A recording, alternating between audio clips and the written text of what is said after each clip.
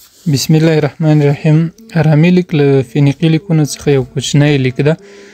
دغه لیک په منځني ختیځ کې په چټکۍ سره خپور شوی ده. ارامي قوم له عربستان څخه منځني ختیځ بین النهرین ته راغلی. دغلته یې واکمنۍ جوړې کړي، خو زر په اسیایانو بدل شوي دي.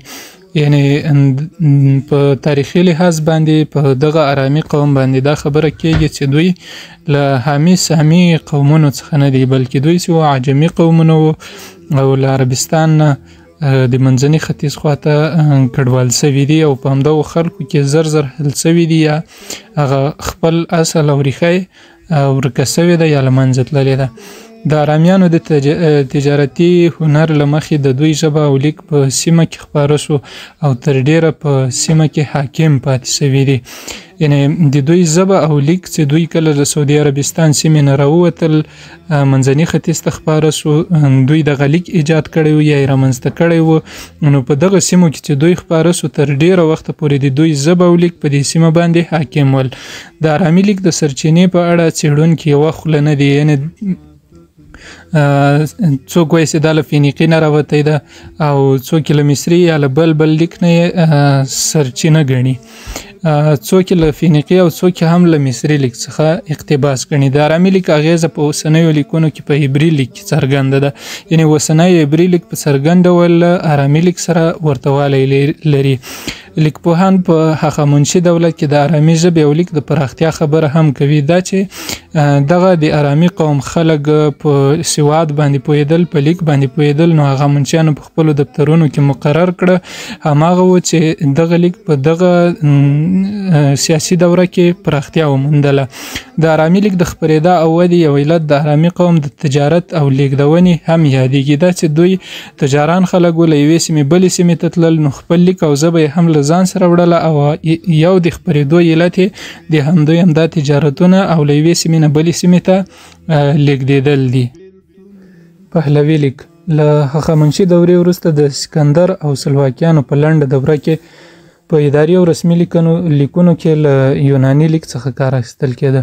د اشکانیانو پر مهال د پهلوي اشکاني یا تخاري ژبې لپاره د ارامي لیک پر بنسټ پهلوي لیک رامنځته شوی ده. دغه لیک له ارامي لیک څخه کمې غږیزې نښې لرلې چې د پهلوي ژبې لوست یې مشکل کړی و. دغه لیک له ښي لوري څخه چپ لوري ته لیکل کېده. لکه موږ او تاسې مخکې وویل چې لیک څلور جهتونه لري، له ښي نه چپ ته، له چپ نه ښي ته، له پاسه ښکته او له ښکته څخه پورته لوري ته. یو بل ډول د لیکونو د جهتونو له مخې هم شته چې هغه په دوره‌یي شکل باندې لیکل کېږي. وسطایي لیک د ساسانیانو پر مهال له 226 تر 651 زیږدیز کاله پورې چې دا د ساسانیانو د واکمنۍ زمانه ده. په همدې زمانه کې د زبوري الفبا پر بنسټ د وسطایي ژبې د لیکلو لپاره رامنځته شوې الفبا ده. د زردشت په زړو متونو کې دغه الفبا په دیني دبیره الفبا یاده شوې او معنا یې دیني ده، یعنی دیني الفبا. د وسطای اسناد ټوک هم پر همدې الفبا لیکل شوی. دا لیک د زردشتي دین د متن د خوندیتابه لپاره رامنځته شوی. له دې وړاندې سینه په سینه رالیږدېده. د موږ او تاسې د پښتو ژبې ډېر ادبي توکي اوس هم د خلکو په سینو کې خوندي دي، لکه لنډۍ دي، کسرونه دي، مقامونه دي او نور ادبي ډولونه دي چې دا سینه په سینه رالیږدېدلي دي، څه یې خوندي شوي، څه لا اوس هم په پښتنو کې خوندي دي. نو د زردشتي دین دغه 21 نسکه کتابونه یا متنونه هم سینه په سینه را انتقالېدل تر څو د دې دپاره وسطایي الفبا رامنځته شوه او دغه متون یې خوندي کړل.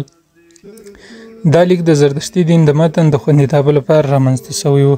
زردشتیانو 21 نسکه کتابونه لرل چې اوس په 15 برخو ویشل شوي دي، لکه یسنا، یشتونه، وندیداد، وسپرد او کوچنی وسطا. وسطایي لیک له ښي څخه کیڼ لوري ته لیکل کېده. 26 بېواک او 14 خپلواک اوازونه یې لرل. دا لیک د نړۍ یو له بشپړو لیکونو څخه ده او د ساسانیانو د پهلوي لیک په بنیاد جوړ شوی و. سریاني لیک دغه لیک 3 ډولونه لري، لکه سترنجیلي، نستور او سرتوا لیک. ابن ندیم په خپل اثر الفهرست کې وایي دغه لیک د سیمورس په نامه یوې پرښتې ادم علیه السلام ته ورښودلی ده. د دې لیک لومړی بیلګه په بیت المقدس کې موندل شوې ده او دغه لیک د پالمیري او سریاني لیک د اتصال کړۍ ګڼل کېږي یا دغه پالمیري لیک سترنجلي لیک دی. سریاني لیک د آرامي لیک لړۍ ده، یعنی هماغه آرامي لیک په اوږدو کې دغه سریاني لیک رامنځته شوی ده. سترنجلي لیک د سریاني لیکونو مشهور ډول ده چې د تورات او انجیل د لیکلو لپاره هم کار ترې اخیستل شوی. د اسلام په پیل کې سترنجلي لیک له سریاني لیک څخه راپیل او وروسته همدغه لیک په کوفي لیک اوښتی ده. نستوریوس مسیحیانو ختیځ ته له خپرېدو وروسته سترنجلي لیک ته وده ورکړې ده چې بیا دغه لیک د نستوریوس په نوم هم نومول شوی ده. په نستوریوس لیک کې د حرکاتو لپاره له ټکو څخه کار اخیستل شوی او د سریاني لیک پرمختګ د مذهب پر بنیاد شوی ده.